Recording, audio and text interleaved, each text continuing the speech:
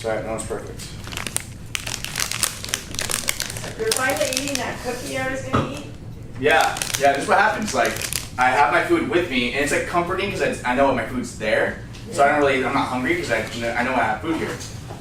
But that's the problem, is I never even eat it. So then when I'm done with my sessions, I have my food, I'm like, oh god. Okay. Everyone's here? Mm-hmm. Okay, are you ready to start the video? It's starting. It's been catching all that? It's been. Wonderful. That's all I get. It's full transparency. Yeah. Okay, so welcome again to another edition of our Trainer Talks. I need to learn my lesson. I'm just gonna keep this in my hand all the time. Trainer Talk. On Monday, we talked about how we design programs, and I was gonna somehow try to throw in bench press and posture for Mikey, but didn't quite get a chance to get through it. But I feel like it was worth it, because laying down the groundwork for everything else, because you can apply that program design to literally anything you want, and it's just keep practicing it and getting used to how things flow out, and really just finding the method that works best for you, and in the end just having some plans to be better than no plan. And now that I was able to actually dedicate a lot more time to the bench press and posture part, I was able to really come up with some good stuff to break it down. And what we're going to find out is bench press is very, very complicated. It's ironic because it's that one exercise that every dude thinks they're the fucking king at.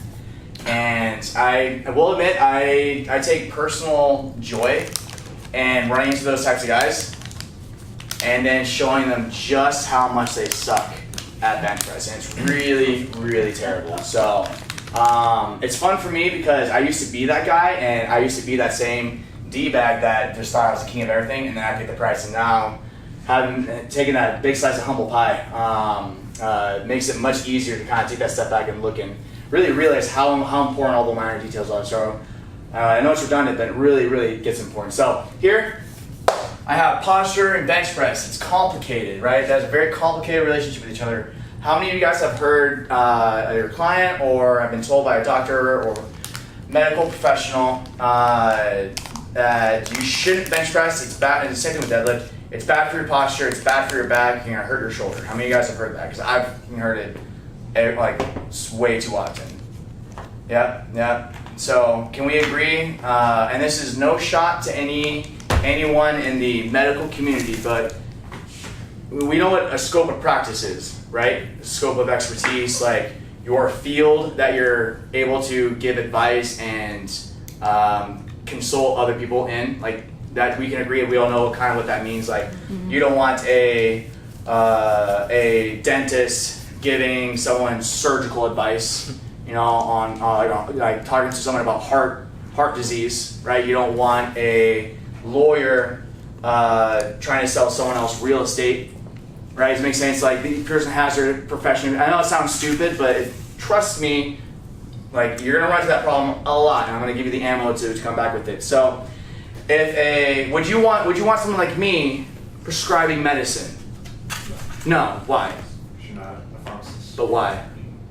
What does it take to be a pharmacist? What does it take to be a medical doctor? School.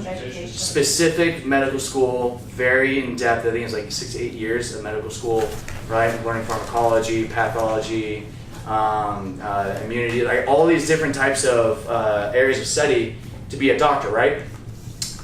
Who here has gone through kines or is currently in kines? Okay. How in depth is your education in kines specifically? Very, right? Yeah, we can agree. It gets pretty intense. Like the program design, I'm not kidding you. That could be an entire semester just on that, easily. Kenny, name tag. Oh, name tag. See, you're late. Hurry! You didn't tell me about my name tag earlier. Oh, I'm sorry.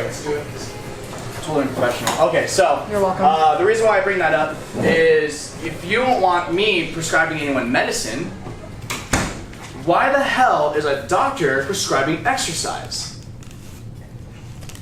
You know how many classes a doctor takes in kines? 1. 0 to 1. Imagine me taking 0 to 1 classes in pharmacology and pharmaceuticals and trying to prescribe medicine.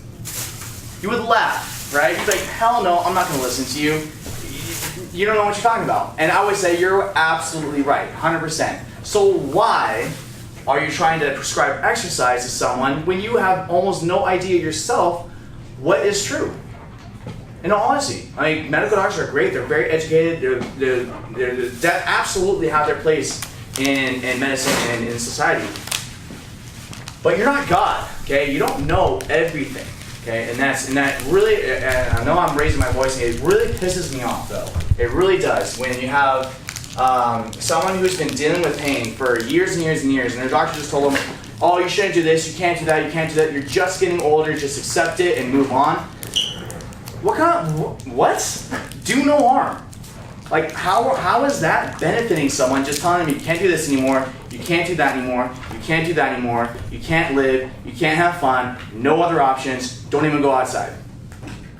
That's not a life. And it really irritates me to know, and it's why I'm really passionate about what I do, because, like, in my experience, I've been doing this for 3 years, and what I've seen, like, happen in that 3-year time frame, like, I know I sound kind of like cocky and arrogant when I bring up that point, but I'm cocky and arrogant about it because I've seen it so many freaking times. So many times. I've had so many people break down in tears telling me that I just completely changed their life, their outlook, their hope for the future, and how they just completely view themselves. All because I said, well, let's try it out then. Let's find the problem and let's address that problem and let's see if we can fix it. If I'm wrong, then I'm wrong. But if I'm right, I'm right. Okay? And if I'm wrong, then there's no penalty because you're already told you couldn't do anything in the first place. But if I'm right, you can only gain. And that's why I really get passionate about it. So what we're going to find out is absolutely not true. Posture and bench press are intimately related. And bench press really is very complicated though, and that's why. Anyway, so kind of defining our terms. We have posture, mobility, movement, and pain, and these may or may not come up in the lecture, but I just want to make sure we have that laid out so we know what we're all talking about. So posture and mobility are related in that posture is your ability to maintain neutral in a static environment. So if I'm just standing here and I have good posture, that means I'm able to hold my joints in the way that they're supposed to be positioned without movement. Mobility, however, is the exact same thing, ability to maintain neutral but in a dynamic environment. So can I maintain this neutral alignment as I hinge, as I row, as I press, as I go overhead, as I do anything I want, as I take a step forward, as I lunge step back?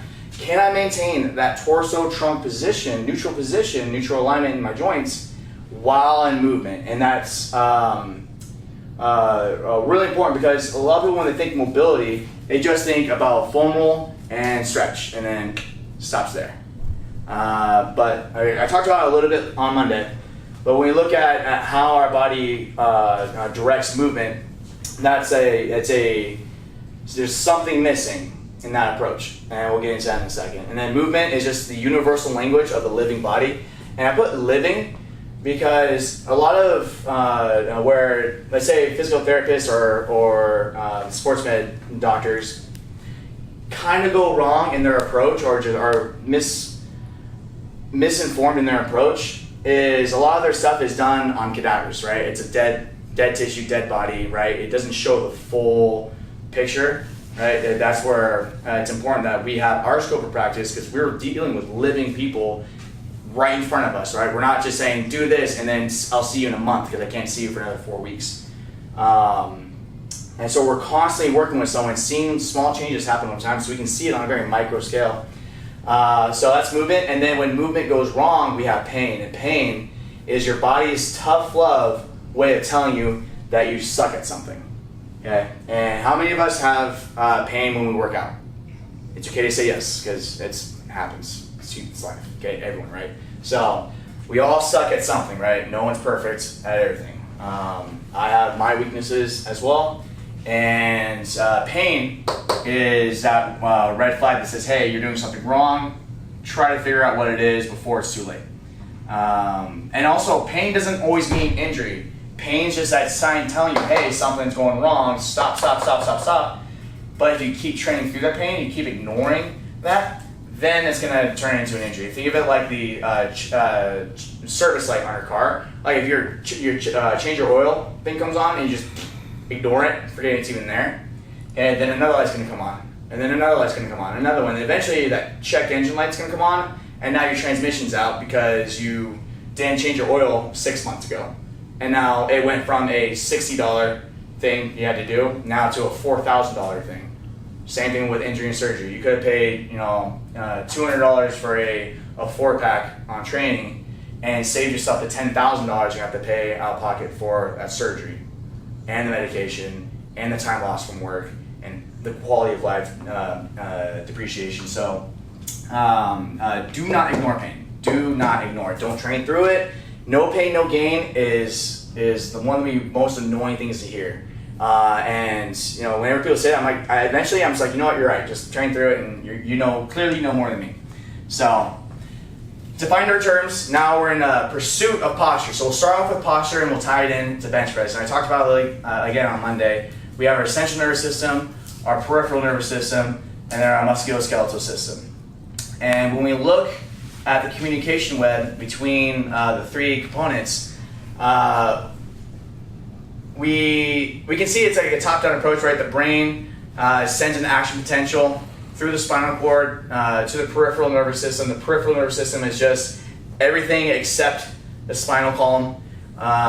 So like out through the arms, out through the legs, the limbs, and all the muscles in between. With that game plan, and then that game plan is executed by the musculoskeletal system, right? The muscle pulls on the bone moves back and forth, joint mechanics, blah, blah, blah. And this is a common approach, and I've noticed in physiotherapy with some of my clients where they're taught how to do a certain activation exercise, right? So their brain's being taught, this is how you do this thing. So the brain says, okay, I need to, let's say I'm trying to stabilize my shoulder, right? I got all my external rotators going, great. I got external rotation going, cool. So the peripheral nervous system is able to execute that plan, and everything's flowing well through the musculoskeletal system. But there's something missing here, and I want to see if someone can bravely guess what is missing in your experience. Anyone want to guess? You're not going to be wrong, and we'll just work through it. I'm going to wait, because I want us to use our brains. I'm going to pick someone, and Mikey. Repeat the question again. So we have this feedback system, or this control system, right? Central nervous system says, I want you to do something. Sends a signal through the peripheral nervous system that sends that signal to be executed through the musculoskeletal system. With me so far? Mm-hmm. Dakota, you're shaking your head. What's up? What? Central nervous system, brain? No, right. Wait, sorry, go on. Well, what's confusing? No, I was thinking of something. Okay. So central nervous system says, I want to do bench press, right? Says, okay, do it. Bench press, and bench press goes through the peripheral nervous system, out through the rest of the limbs, say, this is what you need to do. Okay, right? With me so far? Yeah, sorry. Got it, Mike? Mm-hmm. Okay, so I guess I'll lead you into it.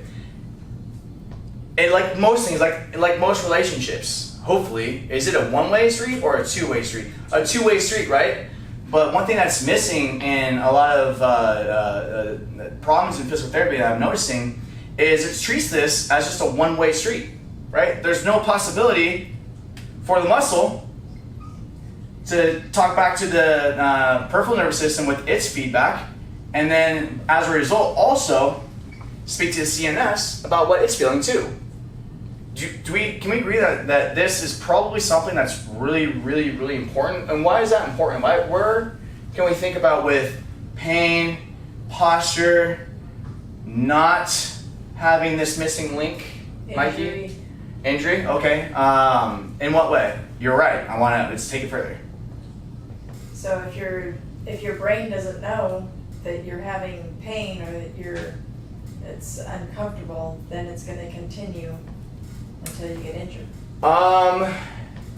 So your brain's gonna know you're in pain. Like there's really almost no way you can block out pain, unless you take drugs or whatever. But that's like there's a reason why our brain feels pain. That's why painkillers aren't really a good idea, unless it's absolutely necessary, because it's telling you something though. But what is that? We'll call it pain. What is it telling you? Something's going wrong, right? Something's going wrong. Okay. And when do things usually go wrong? Again, think posture. Think posture, and why I'm so adamant, and I'll sound like a broken record when I keep saying the same things over and over and over again. Why? Where's posture and pain together? Like where it starts with a C.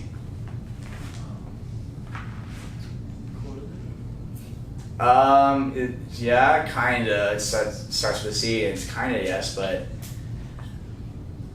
think about, this weight's getting really heavy. I gotta get up some compensation, right? Compensation models, okay? So, where we go wrong is, there was a reason we got into that physical therapy practice in the first place, right? We got hurt, something went wrong.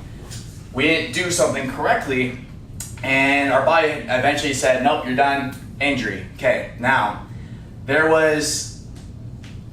most likely, unless, again, if it was a contact thing where someone got thrown into your knee, or you fell and busted your shoulder because you just fell on just impact forces, not a whole lot you can do about that.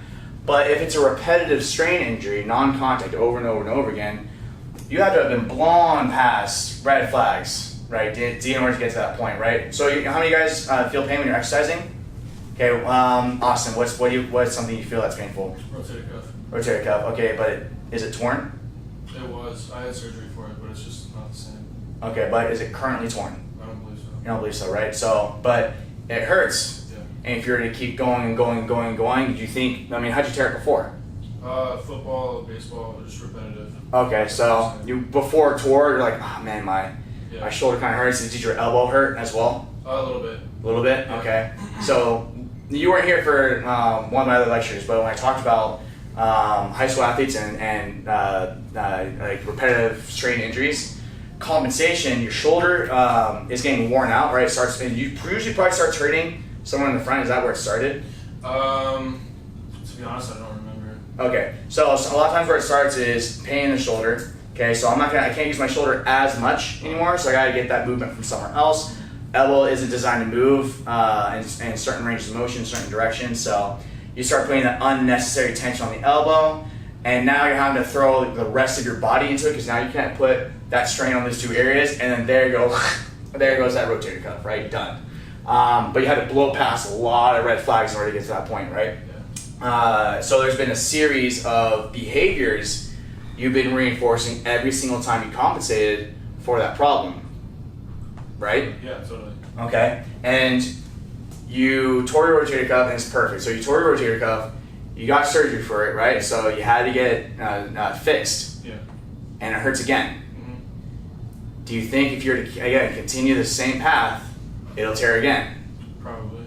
Maybe, I'm not going to say absolutely yes, but maybe it's a very good chance, right? Especially because it's already expressed that before. Yeah. And do you think you might be running into the same problems, even though it's maybe when you bench press or overhead press or anything like that, it's different than like baseball or your football? Yeah. Do you think some of those problems are the same things? Yeah, totally. Yeah, right? A lot of the same positions, a lot of the same demands, a lot of the same movement. So where it happens is it's behavior. That's the problem, right? And where a lot of it goes wrong is taking the sole textbook approach. The textbook says this, the textbook says that, the textbook is the Bible, it's never wrong. When we don't live our life in a textbook, we live our life out in the real world. And I learned this lesson the hard way when I got out of school, because I was that guy. I was that textbook says guy. I was just so hard line on everything I learned from school, and thought like anything outside that was heresy and you should be burned at the stake. But as I started working with more and more people, you start realizing that what you learn in the textbook isn't going to be perfectly related to stuff that in the real world. It's a good idea, right? It sets the table for some concepts that you can adapt to each individual situation, but to expect one person to be able to do this same exact thing every single time in every single situation is completely irrational and has no business in the real world. We also go wrong in that is missing the forest for the trees and not understanding what the big picture is, what's truly causing that problem and pain. Okay, so it's the behavior that's causing the problem and pain. It wasn't baseball's fault. It wasn't football's fault. It wasn't bench press's fault. It was Behavior. your fault. Yeah. Your fault, right?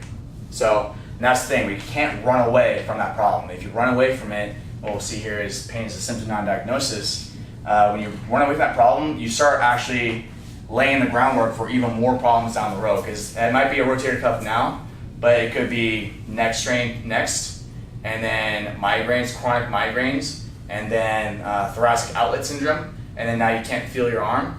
And now because you can't feel your arm, now your shoulder starts slumping forward. And now because you can't control that shoulder, now you're getting pulled this way over time. And now you start getting lower back pain, and now your life sucks. And that's where this comes in, right? Nice transition, okay? So we have